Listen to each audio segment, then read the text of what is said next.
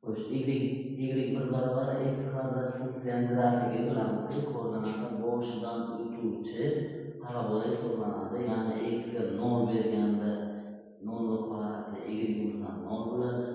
X ga -1 berganda y 1 bo'ladi. 1 berganda ham 1 bo'ladi. Xullas y1 funksiyamiz grafik ma'lumot beradi.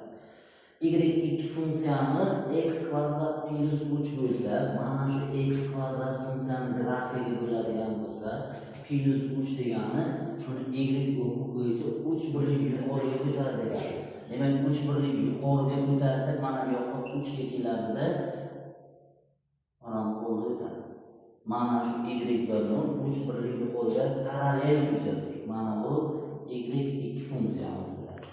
y3 funksiyamiz x kvadrat minus 1 y o'qi bo'yicha 1 birlik pastga ko'chiramiz. 1 birlik pastga ko'chirsak, taqriban mana shu ko'rinishga keladi. Minus 1 dan o'tadi. Mana bu funksiyamiz y3 funksiya.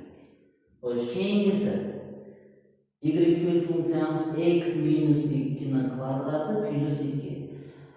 Kvadrat x kvadrat funksiyani o x o'qi bo'yicha 2 birlik o'ngga va 2 birlik yuqoriga ko'tarish kerak. 2 birlik o'ngga, 2 birlik yuqoriga ko'tarsak, ana shu yerga kelib qoladi. Mana funksiyamiz mana bu yerga kelib qoladi. Ana shu yuqoriga o'tgan holda davom etadi.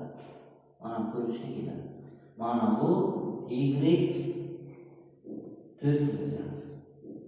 Va oxirgi funksiyamiz x plus 3 ni kvadrati minus 2. Demak, buni endi 3 birlik x o'qi bo'yicha 3 birlik chapga minus 2 bo'lganligi uchun 2 birlik pastga ko'chirishimiz kerak. Demak, taqriban mana shu ko'rinishga keladi. Mana bu yerga kelib qoladi. Parabolaning uchi. Demak, shoklari yuqoriga yo'nalgan holda o'tadi deb taqriban mana shunday o'tadi. Mana bu y5 funksiyasi.